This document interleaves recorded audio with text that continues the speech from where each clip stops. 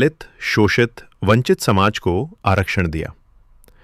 आरक्षण के जरिए समाज के 1.5% लोग शुरुआती 8 से 9 सालों में सरकारी नौकरी पाने में कामयाब हुए।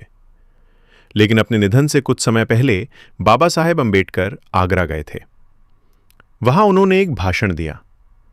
उस भाषण में उनका इशारा उन लोगों की तरफ था जो आरक्षण के जरिए सरकारी नौकरी में चले गए थे। भाषण देते देते बाबा साहेब रो पड़े।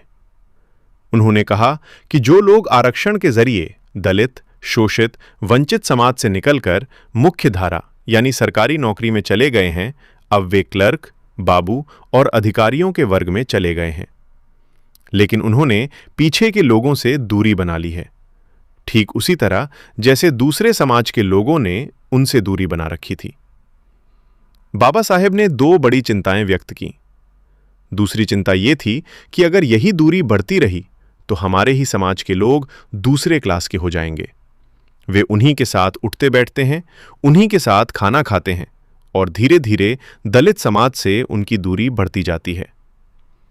उस समय कांशीराम की उम्र सिर्फ 22 साल थी।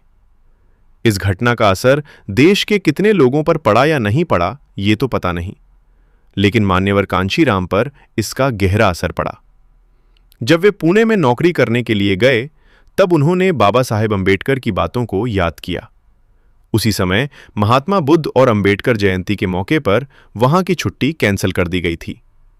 कांशीराम ने इसके खिलाफ लड़ाई लड़ी। उन्होंने अदालत का दरवाजा खटखटाया और वहां की छुट्टी को बहाल कराया। इसके बाद उन्होंने जातिवादी व्यवस्था पर गहन अध्ययन किया और फिर उन्होंने नौकरी छोड़कर बहुजन समाज के लिए काम करने का फैसला किया। बाबा साहेब अंबेडकर जो काम पूरी तरह नहीं कर सके थे, उसे आगे बढ़ाने का काम मान्यवर कांशीराम साहब ने किया। अगर वीडियो पसंद आया हो तो लाइक, सब्सक्राइब करना ना भूले।